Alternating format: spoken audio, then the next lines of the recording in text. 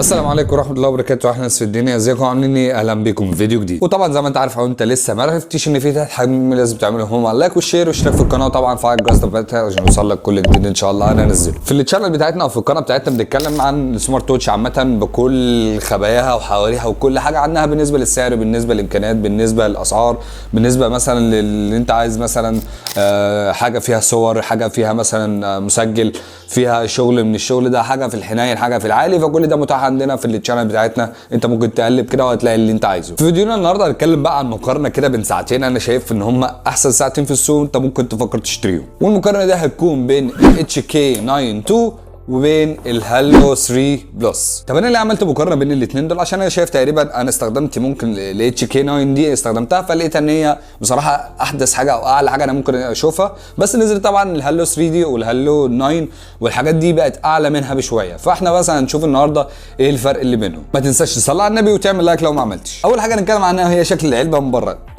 معلش، لا انت فهمت غلط، احنا مش جايين نعمل مقارنه على علب، فما تشغلش بالك بحكايه العلب دي شكلها حلو ودي شكلها وحش والكلام ده. بس هنفتح كده العلبتين من جوه ونشوف، نبص كده فيهم. واول حاجه طبعا هو الاسترابات. هنا بيجي ال HK9 بتيجي ب2 استراب، والهالو 3 دي بتيجي بستراب واحد، وده حوار برده بالنسبه لي مش صعب ولا مش مهم ان هو يجي معاها 2 استراب، لان دي حاجه زي ما قلت لك انت ممكن تشتريها. تاني حاجه طبعا وهو الشاحن بتاعها الاثنين وايرلس، والاثنين الشواحن بتاعتهم كويسه ونفس الطول ونفس كل حاجه، وده طبعا ما فيش فرق بينهم. نيجي بقى المهم والاهم وهي الساعتين نفسهم، عشان دول بقى اللي عليهم الشغل كله. الساعتين بيجوا بنفس الحجم اللي هو 49 مللي، وطبعا بالنسبه للمسامير وبالنسبه للوك بتاعها وكل الشكل والديزاين وكل حاجه الاثنين واحد.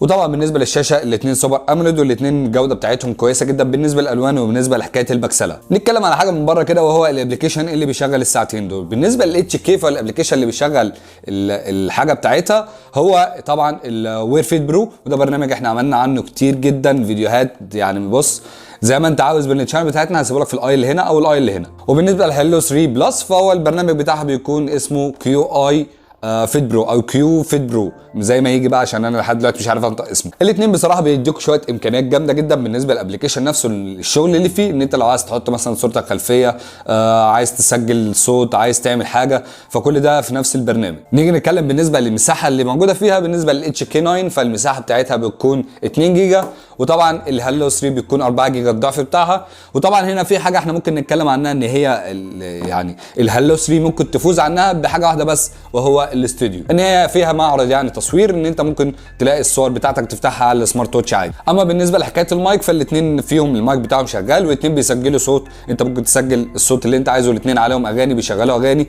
بس زي ما قلت لك هو الاختلاف بس ممكن يكون الاستوديو او معرض الصوت. الاثنين طبعا في الاستخدام وفي التطبيقات وفي شكل التطبيقات من جوه الاثنين واحد، بس اختلاف ان الاتش كي 9 اللي هي اقدم من الهالو 3 فيها مثلا حكايه الشات جي بي تي، وفيها مثلا ان انت ممكن تزود تطبيقات. وطبعا هنا في الهالو 3 طبعا فيها ان انت ممكن تزود تطبيقات انت عايزها برده. وطبعا زي ما قلت لك انت بتسجل او بتضيف الحاجات اللي هم ضايفينها اصلا عندهم، وما ينفعش ان انت تجيب مثلا تطبيق من عندك ان انت ممكن تضيفه عليها. فالاتش كي 9 بتدعم الاي اي الذكاء الاصطناعي، والهالو 3 ما فيهاش حكايه الذكاء الاصطناعي. طب وهل دي حاجه مهمه جدا ان انا افكر او ادور عليها؟ لا، دي حاجه مش مهمه خالص. زي ما قلت لك قبل كده حكايه الاي اي دي اصلا هم حاجات انت يعني بتكتب سؤالها وبتكتب الاجابه بتاعتها.